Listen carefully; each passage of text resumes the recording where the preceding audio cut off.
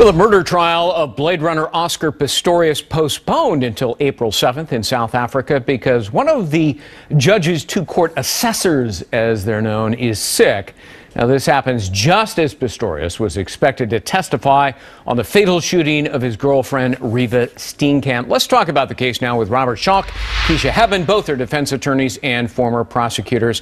All right, we've already decided that delay doesn't really matter. Right. So let's move forward.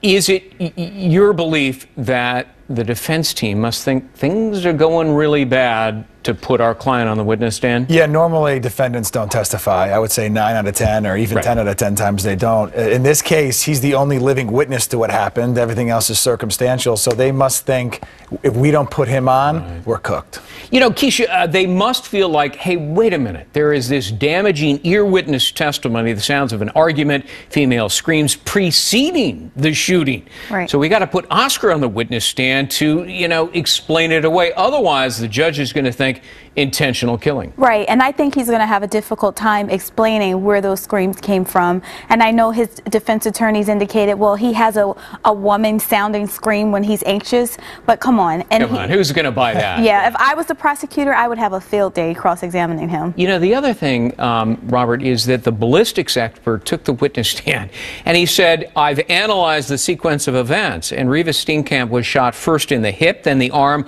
then the hand, and the leg, and prosecutors are going to argue, well, wait a minute, she almost certainly cried out in pain. That would have alerted Pistorius, stop shooting. Right, it's almost a straight face test. It doesn't pass. If you got shot in the hip, the argument from the defense is, well, they were so quick in succession that she was hit in the head and there was no opportunity to scream. That just doesn't make sense. Right. It's backed up by the science of it. It's backed up by common sense. Right. And that's the benefit that the prosecution has, is that there's no jury here to get distracted. It's the judge who's going to decide. She is an expert in all this. She's heard all this stuff before. Right. It's definitely to the prosecution. It is often said that cross-examination is the engine of truth. Lies are invariably exposed. So it is risky, is it not, Keisha, for the defendant to take the stand and be confronted on cross-acts with inconsistencies and lies? It is, and as a litigator, during cross-examination is when I feel the trial, you either make or break your case. Right. And I think that the prosecutor is going to be able to make his case, because how is he going to explain, you know, why he shot at a closed door without first checking to see if his girlfriend was in the bed? Like, there's so many You know, he does have one advantage taking the witness stand. You sort of touched on it, Robert. He is the only living witness. It reminds me of George Zimmerman. Now, Zimmerman didn't take the witness stand. He didn't need to.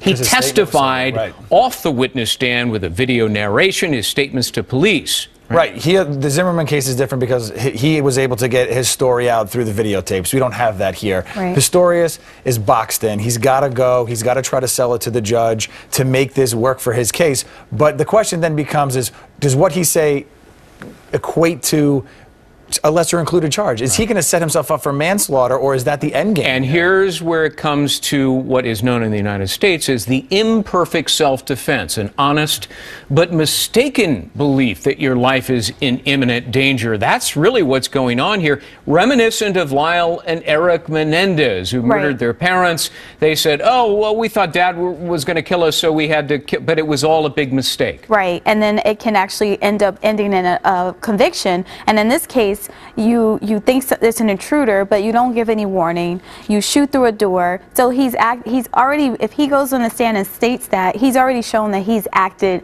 with a no conscience towards human life. Right.